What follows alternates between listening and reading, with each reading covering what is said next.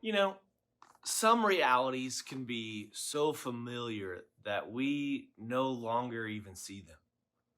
The painting fixed firmly on the living room wall eventually vanishes. What is well known is not always well loved and admired at the same time. And so it can be with one of my favorite Psalms, David's masterpiece in Psalms 23. It is one of the first things I remember memorizing growing up. And in fact, it's one of the important things I had my boys memorize while they're in elementary school.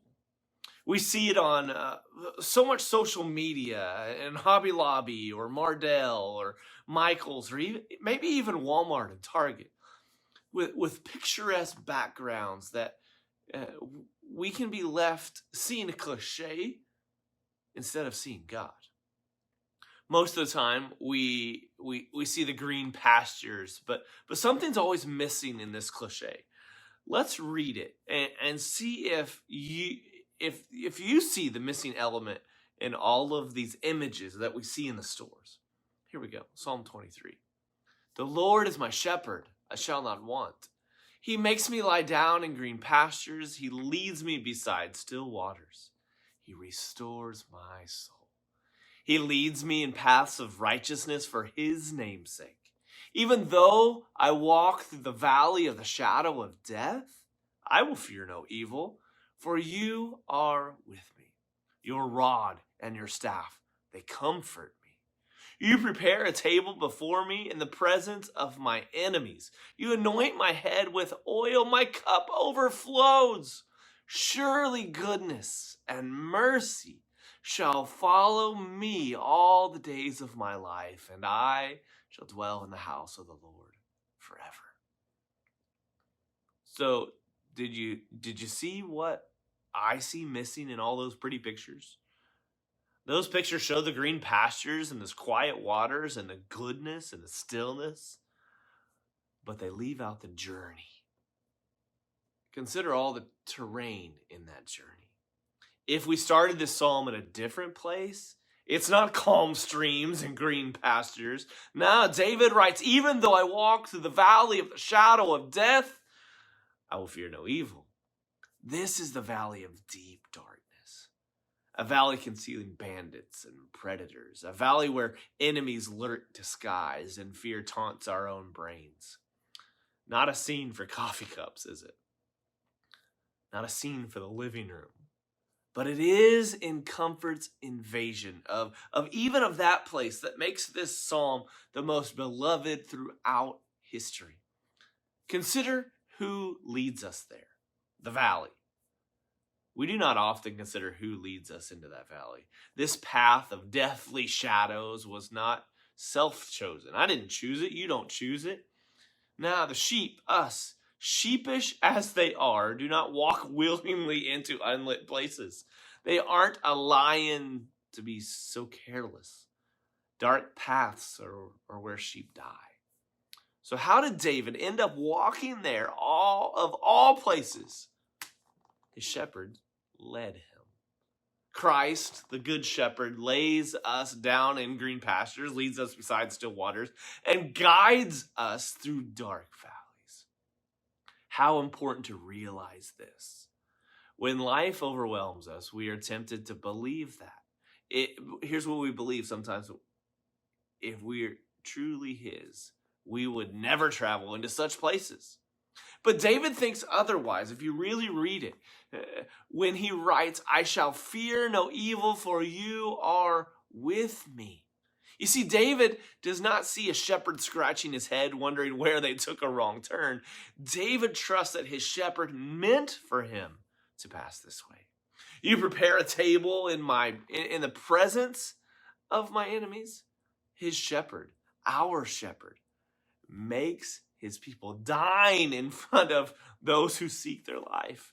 To prepare a table in this place, the shepherd has come prepared. He knew he wanted this to happen. He prepared the route for David, and he prepares the route for us. In the shadows, though, David could see the silhouette of weapons the shepherd had on hand.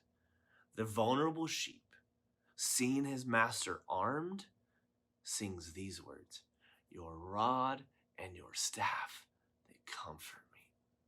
You see, David, a shepherd himself, knew that these were not for decoration. And he knew his shepherd well enough to know that he was not a hired hand to flee when the wolf came, as he had not left when Goliath charged forth. He knew that the shadows bowed down to God. David couldn't see all the dangers ahead of him, but he could see who was with him in the valley. Consider why he leads along these paths.